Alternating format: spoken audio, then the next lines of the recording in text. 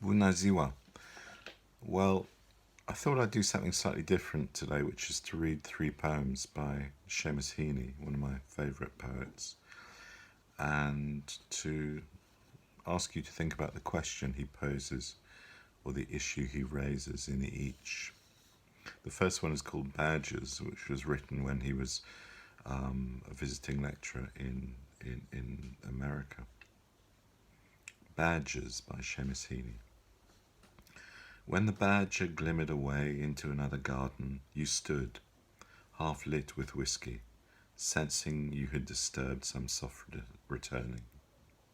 The murdered dead, you thought, but could it not have been some violent shattered boy nosing out what got mislaid between the cradle and the explosion? Evenings when windows stood open and the compost smoked down the backs. Visitations are taken for signs.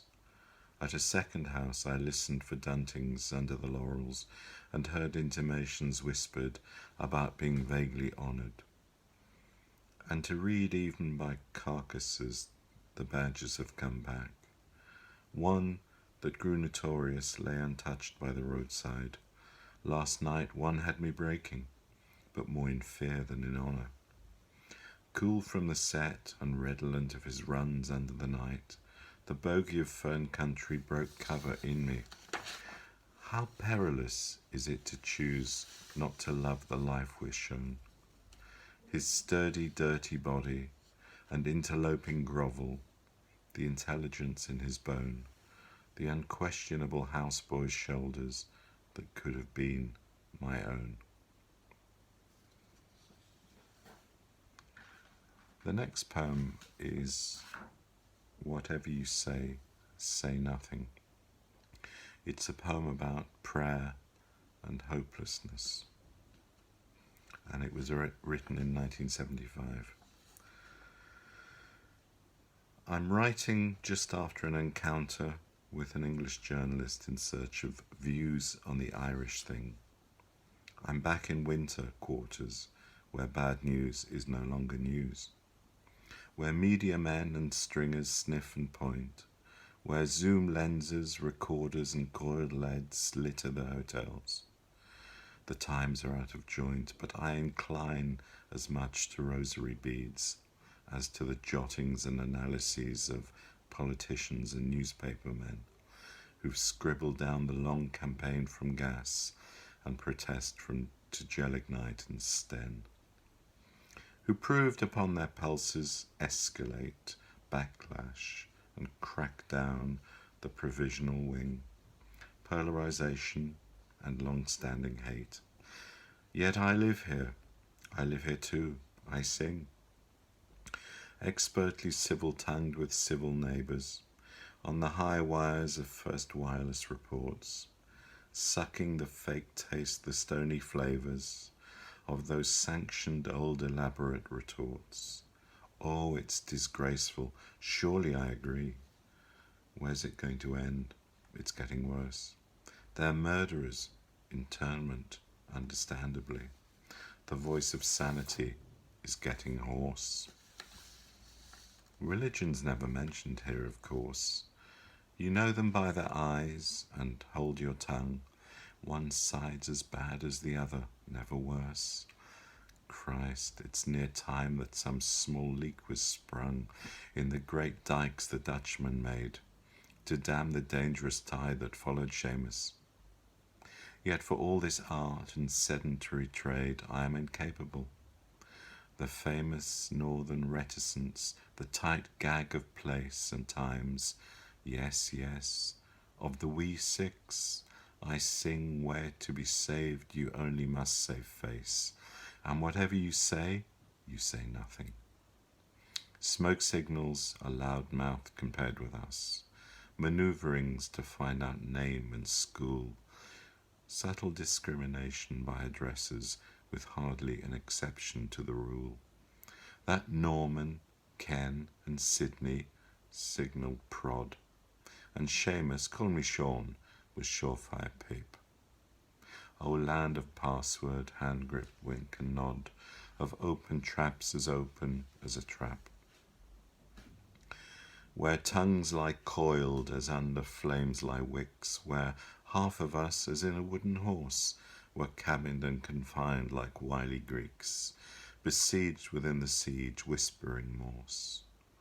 This morning, from a dewy motorway, I saw the new camp for the internees.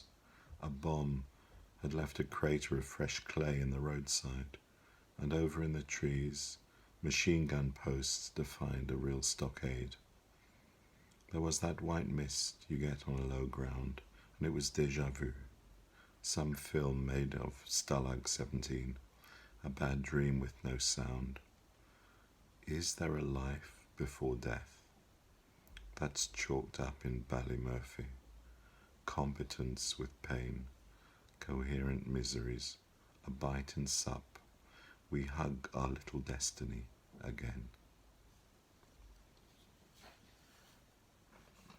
The last poem is The Railway Children, a poem, I think, about the wonder of life and the innocence of childhood.